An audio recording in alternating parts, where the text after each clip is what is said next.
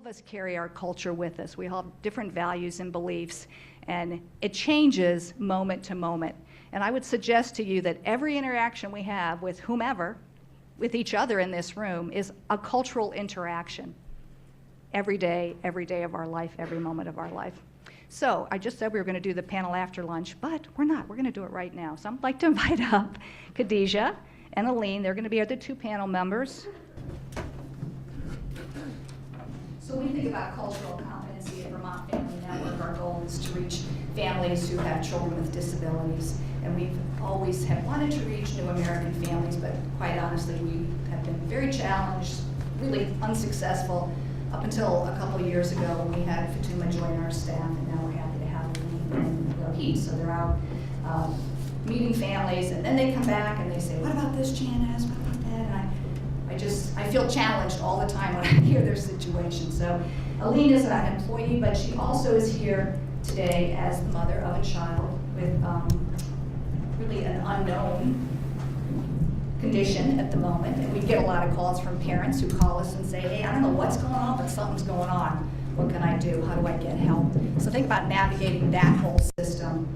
So the first question, and this is Khadiji, and I can tell you as a side note, both Khadiji and Aline are interpreters, or have been interpreters for many, many years. So my first question to them, because I always find it so interesting, is if they could just tell us how many different languages they speak. So you want to pass that one forward. I speak 4 different languages. Can you tell us what the 4 languages are? Yeah, Somali, Mai, English, and Swahili. Very good. And Aline, you can just use this one too.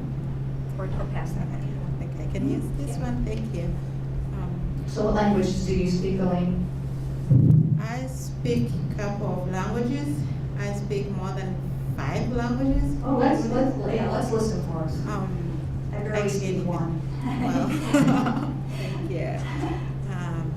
So including Swahili and French, Kirundi, Kinyarwanda, and English, and some other local languages from where I was in a refugee camp.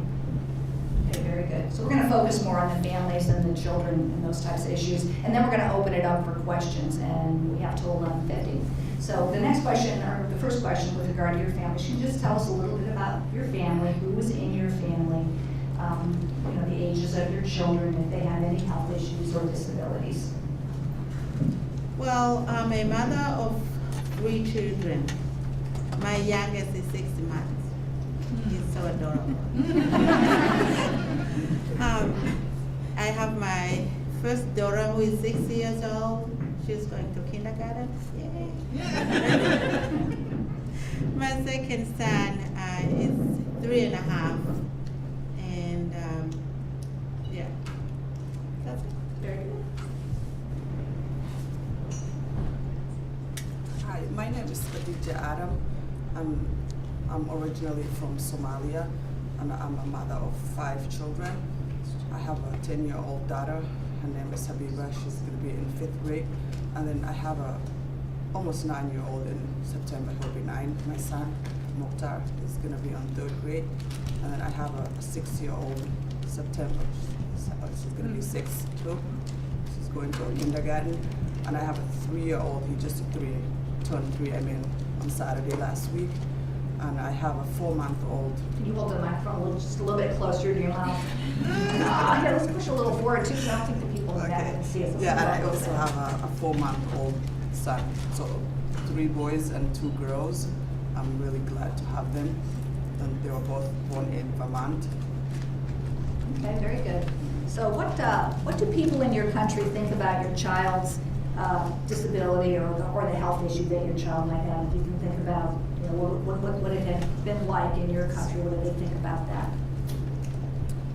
Like in my country, disability doesn't have any meaning for them, and they don't have like any diagnosed. Like this country, they diagnosed it's like unknown thing because they don't really focus on disability. If you have a child with disability, then they don't really know. They just think, okay, he's sick, but they don't know, like they can't have any name or anywhere to direct the disability that they have. That's good. Okay, and how about you, Aline, when you think about the challenges your middle son has had? For me, it looks like everything, well, I will be speaking in general because I belong to the community where disability is very rare, and it's really like a stigma to have a kid with a disability. And we consider disability as something mentally ill. So whenever there is a child with special needs, we can say that it's a kind of a rebel to the family, and they are pushing back. They were not given the resources that are given to the able-bodied people. They were excluded from schooling or anything that I can access wasn't given. Was so hard for me. For example, my son is receiving IP, Individualized services education program. And I was like, why are you providing these services to my child? I mean, and they're like, well, he has some learning disabilities, and well, wait, learning disabilities? Because in my mind, I knew that there is something wrong, mentally not fit. So when they started explaining to me, I was like, oh, well, that sounds great. And I was so much attracted and much more encouraged to represent and advocate for others. So when I get the job at with the VFN, I was so happy that I would be able to understand a lot and also advocate for my other community members. Can you talk about what health care you received in your country or where you lived before coming to Vermont, Khadiji, when you were? You want me to go? Let's have Khadiji go first and then you can go. Where I came from, there's not much health care that we receive because, in this country, when we came, there's a good health care, where you get checked up no matter if you're sick or not every year, like 6 months if you had a baby, and if a woman is pregnant, during the pregnancy. Back where I came from, there's no the opportunity that you receive here because if somebody gets sick, there's no checkup first thing. If you got ill, you just go to the doctor, and then you get sometimes you'll get like the doctors at the UNHCR, they give you like a Tylenol to help you with your pain. Sometimes you wouldn't even receive that. If you're really in bad condition, then there's a private pharmacies that you have to go through. Like if you can afford, if you don't have money, then there's no way that you can get cured, So where did you live before here in Vermont? Khadiji, where did you live? I mean, I know the answer, but to let everybody know, where did you live before Vermont? Oh, Arizona.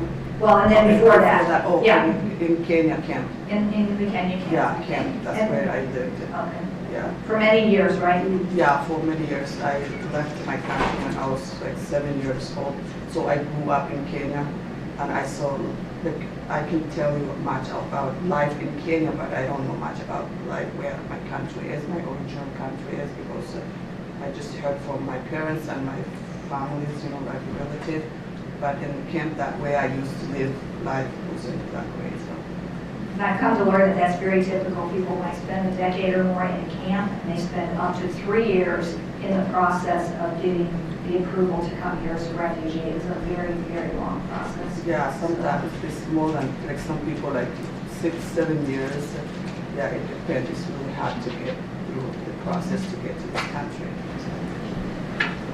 Thank you, Janice. Yeah. I think I have a lot to teach you. I know you do. All right, yeah. So, well, my original country is Burundi, where I speak French in Burundi. I came in the U.S. in 2009. I came from Tanzania, where I was at college. It's East African, and we live in Central Africa. So I came from Tanzania direct to US. I never been in another state. So when I left my country in 2019 and 6, I went direct to Tanzania, and I had no children, of course. I was a student, and I stayed there for a couple of years, almost 15 years. And then when I came here, I had my children. So, but I can tell some of the health care the children were receiving, because I was seeing how other moms go to hospital. Well, they were receiving all the healthy care needed for their children, even if it was insufficient for their children, but there was no such regular checkup. They didn't go for the hospital every 3 months or 3 months, 6 months, a year, just to go to check in with the providers. And there was no such a big diagnosis unless you ask for example, maybe here they ask you, do you have any concerns about your child? Yes, you say, yes, I have some concerns. What do you have? Maybe some speech or social concerns or developmental in many areas. But back there was no such questions. And I could go when my child is sick, maybe, or if I'm sick, is when I go, and from there I was treated. I was given pills just to take them from there. But here, you go to see your provider, and then they prescribe you some medications where you will go to pick them up from the pharmacy. But this is another challenge to many of our new Americans. I can say, because they expect when they go to the doctor, they are treated right away, but they are not given that chance. And sometimes some of the beliefs, like, when I go there, I hope when I feel maybe, oh, my back is hurt, or I have a headache, I'm expecting to be given some pill or Tylenol or something. But they said, oh, go there, you will go to the pharmacy. And maybe I'm expecting to have a shot, against medications. But here we found out that, well, I'm going in details, right? No, that's okay, but that's good. How about your own experience? Let's switch to your own experiences here in Vermont. So you go with your child to your healthcare provider. Can you think of a time maybe where you were trying to explain something and you felt like they just weren't understanding? Can you give us an example? And then we'll ask for an example where you really felt there was good communication. And there is a question here. Yeah. Do you use an interpreter? Yeah. Yes. I don't use an interpreter, but when I go there, I can see some changes, because, well, all my children were born here, and I have never moved from Vermont to another state. So I pretty much know my providers, everyone pretty much. So when I go there, I feel free to talk to them, and I want them to help me when my son or my daughter, my 2 sons, they are sick. But I sometimes feel like the doctors don't have enough time to stay with me. Well, this is because I'm also an interpreter, so I help the clients. I can see some changes with the clients that they might have something deep in themselves, and they don't have time to express by themselves. For example, maybe it might be something that causes that kind of situation to happen. But if you ask me, are you sick? Yes. What do you see? What is your sickness? I say my headache. And then that's it. It's just open-ended question. That's it. And then you don't give me enough time to explain myself how I feel and how this headache comes in to be like this, right? I don't know if I'm explaining that right. But we wanted, sometimes they want a real, like enough ample time to express themselves in order to understand them better. I did ask Andrea Green one time, and she is the doctor who for 10 years has been at the New American Clinic as part of the UVM pediatric group there. If she has extra time for appointments because they are using interpreters, and she said, no, it's still the same. That is 15 or 20 minutes. So they have a nurse and a social worker kind of going through checklists of things. But she tries to work in conversations with her patients and the children, you know, how's school going, how's your reading going, to get to some of those underlying issues through questioning. So Khadija, how about you when you think about your providers and the kind of relationship you have with your providers here? What works, maybe what could work better? And hold the microphone. Yeah, there you go. So we don't miss anything. Yeah, pretty much is what Aline says. Like, I have a really good relationship with my providers. Like anything I have, any question that I have, they answer my question. Like pretty much, like Andrea Green, she mentioned Jean, she's my kid's doctor. So when I go there, she talk to me and she talk to my kids, you know, how things going through the school, you know, at home. So, and anything that I wanted to ask her, she's willing to do that for me. But the timing being is really hard for me. Like, I don't use interpreter, because I'm interpreter for myself too, and I interpret for the other parents too. But you know, if there's a language barrier there, and with the other parents, you know, it's hard for them while we're interpreting for them, and then they may have some other things that they need to share with their provider. But the time being, what Aline says, you know, it's really hard. But other than that, I guess everything else is going fine. But sometimes, you know, it's the whole world, because there's people who are like, you know, I don't know what we call it, like, I don't know if racist or, you know, the mean people. Yeah, mean people, they're everywhere. Yeah, like for example, at the Running for emergency president. department, if you go there, you know, some people are like really welcoming you. You know, when you get there, you can tell by their face. But some people, you know, they just ignore you, or you know, they don't give you like. You can tell by their looks. So there's some people like that. But like with the providers that we go regularly, we don't have any problem. Yeah. So I'd like to open up open up questions to the audience, and we'll get a microphone to you. We have a question in the back. Is there a roaming microphone? I don't want to have your microphone taken. Oh yeah, maybe you can go and then come back. Okay. Sky's coming too with the microphone. We only have the two. Okay. All right. Yes. My question is for Khadiji. Where were you in Arizona? In Phoenix? Were you more comfortable there or here? I'll get closer. Yeah, it was in Phoenix, Arizona. But I haven't stayed there for that much. Only 3 months. I came from Kakuma. Refugee came to Arizona for a couple months, and then I had a relative here, and then I decided to move to Vermont. So pretty much I'm Vermonter. That was one of the first questions I always ask new Americans when I meet them. Why did you come to Vermont? Did you like look at the Weather Channel? And you know what the number one answer is? Anybody want to take a guess when people say, why are they here in Vermont? Anybody want to guess? At least the answers I've heard again and again. I hear it from young people. I've heard it from families. Beautiful. It's beautiful. What else? Family.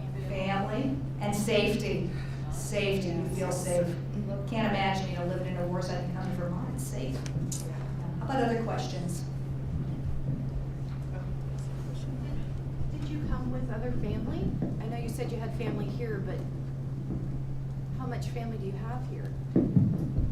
Yeah, when I came to this country, I came with my parents, like my mom, dad, and 3 siblings, my brother, 2 brothers and 1 sister. Yeah, that's where I came with, and then I got married when I came to Arizona, right, because my fiance was here. He came in 2003. Right after I came, we got married, and then we decided to move to Vermont. Even my parents lives here. We came like together because since we don't have any families there in Arizona, and it was really hard, you know, to adjust like life where we came from and this country. It was hard, and then we had a friend of ours here. And then she told us about life in Vermont, and then we decided to move here. So we didn't stay there for that much. a question here in the back.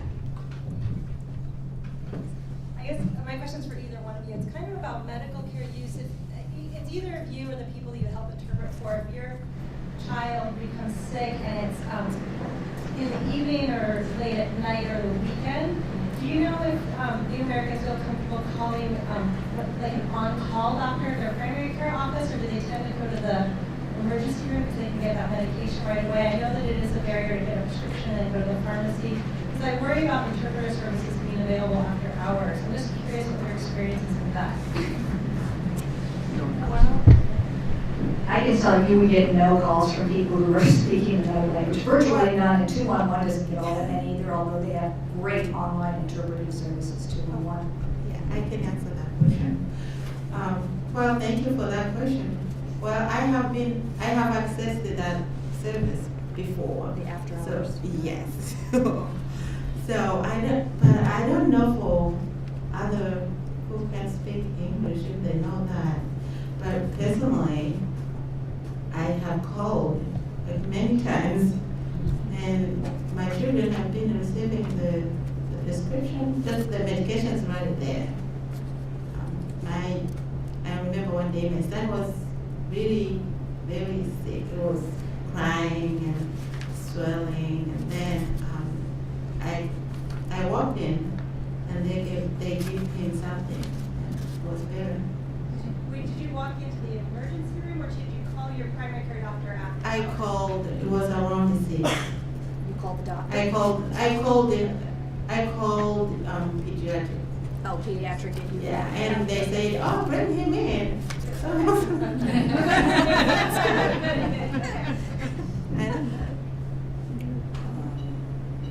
don't know. Do you want me to answer? Yeah, or other, yeah, I already you mentioned Okay, the it's emergency fine, room yeah. care, yeah. Other questions? And Janice will go through a lot of slides, and you will learn more just from Janice. And then we will be here. I would like to ask them if they have anything we haven't asked them that they'd like to share, knowing that this group is nurses, social workers, care managers, people who work in the housing. Yeah, what would you like them to know? Yeah, what do you want to know? Well, Anything we haven't talked about? well, I don't know. I'm good. Okay, she got her, we're doing a lot more laughing today, so I gotta get her. Oh, we have 2 more hands going up, this is good. You go first. Then we'll go back to Khadiji. I'm focused on your mean people, because that's bothering me. I just wondered if you had any experience with where you've come into a situation and you're getting those vibes, like this person, you know, is not connecting or not respecting, and whether it's changed through the interaction, or whether you've found things like the more we talk, it's gotten better. I just was curious more about where you've experienced some people so welcoming and some people not, whether you've had experiences where that's changed or you found things that have been helpful. Yeah, for some people it changed, and some people like you just leave the building, you know, the way you, by the time you get in, the looks that they added, that's how you leave it. And you know, the other concern, you know, I have is, you know, after you, like my kids have been hospitalized a couple of times, and then when you came home after they admit you from the hospital, you know, they send you that survey link you have to fill out, you know, on the mail, or they email you. So they ask you how was your visit, and then about the nurses there, or the providers. Because when you get there, there's not only one nurse, you meet with a couple nurses, you know, a couple doctors, there's good people and bad people. So it's hard, you know, to explain that. And I usually do like, everything was okay, you know, was good. But because I don't want to mix, like, if one person was bad, and I don't want the other people, you know, to be the same. So it's kind of hard, and I don't know how I'm gonna explain that, the feedback, you know, on those kind of, yeah. I mentioned that Fatuma's on the cover of 7 Days, and in this article, she explains how someone threatened her when she was on North Ave, and she thought that person had a gun. And she went in, she came in the next day to work, and she told me about it, and she didn't really want to tell anybody else. So, you know, we talked about it. A week later, not even a week later, it was less than a week, she came in, she had stopped at Hannaford's, and she said, you know, I'm not doing anything. And someone said to me, go home. Because she's wearing her hushy. So It's all the time and it's constant and, you know, Vermonters are very welcoming, but it absolutely does happen, so. And it's on Yeah. 7 days. Yeah, it's a pretty sad story. Yeah. So we have about 5 minutes left. We have another question or another hand? Two hands going up. I just have a quick comment. I can't remember your name. Stephanie, hi. I'm a nurse and I used to work at UPEDS with Dr. Green and the whole crew. And one of the great things that they do for those after-hour evening calls that come in, they ask what language to the mom or dad, and then they'll call back with interpreter services to the phone number or whatever number they give on the phone, so that there's quick access to an interpreter over the phone to kind of tease out what's going on. So just, I don't know if that's a process that you use, but it does help. No, thank you. I'll explain later why I'm on all the Chittenden County providers are working on some ED utilization. We're specifically looking at new Americans because UPEDS is really good, Teen Health Centers of Burlington is really good. Other practices are trying to figure out how they can be better about their after hours services and having access to reverse radios. But thank you. Yeah, Andrea's office is great. She has all of them. Yeah. I was just wondering, I think Aline talked about it a little bit, or started to, if there's any other differences that would be helpful. You mentioned kind of expecting to get medicine immediately. Is there any other guidance that you would give us in the scrum to either better explain things or just walk people through processes better? Thank you. But I know things have been changing all the time, and people have been expressing themselves, asking for the help, and I'm so glad that some of you have already implemented that request. So, well, I don't know. Sometimes maybe we have to do a training somehow, because we don't have enough time here. Because it can take like the whole Maybe, yeah. day. Yeah, because there are some things, there are some couple things that we can work together with, and some cultural values. I know I'm interpreting kind of cultural broker, but in there are a lot of underneath, which maybe you don't know, and you need to know. So I don't think we have enough time right now, but yeah. One thing we can let everybody know about, and maybe some people already attend, there's the Refugee and Immigrant Service Providers Network here in Chittenden. RISMED is the shorthand. How many people attend those meetings? They're at the Burlington Library. They're open to everybody, and I would say attendance is usually between 40 and 50 providers from a wide variety of organizations. So it's a great, these are all organizations that are in some way helping and serving new American communities. So if you're interested, you can give me your business card or talk to me afterwards, and I can put you in contact with our state refugee coordinator, and she will put you on our email list. She sends updates between meetings, and it's a very good opportunity for you to go and share what you're doing. Because we find that there's no way people are going to come knocking at our door or call us. We have to do outreach. We have to go and meet with people and build relationships. And in some ways, when you don't have as many requests as the UPEDS, there's our I know Burlington Community Health Center has a lot of new American clients. In some ways, it's a lot more challenging because we don't build enough expertise around it. And Janice, can you give me just a few? Sure. What's that group called again? It's called, the acronym is RISPNet, so it's RISPNET. So it stands for Refugee and Immigrant Service Providers Network. And it's the envy of a lot of states. When I know when I tell other like organizations that we have this group that regularly gets together because they want to do a better job and they want to help people understand. I mean, I look at some of our systems, honestly, and I think, I understand English, and these systems are incomprehensible. I mean, forms to fill out, and, oh, wait a minute, you don't qualify for this, but you qualify for this, and I think, how could, this is just so impossible.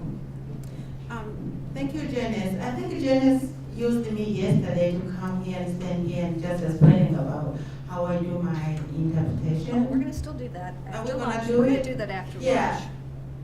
So, And what it's is your name lunchtime. again? Yes, Emily. Emily. That's a beautiful name. I'm Aline. So I will be able to talk to you in my next slide about the things that, some of the things that you can work better with people. Okay, we are gonna break for lunch now. It's 10:12, and we ask everyone to be back at 1 o'clock, and then we'll be done at 4. So thank you very much. And thank you to Aline and Khadija for sharing their experiences together.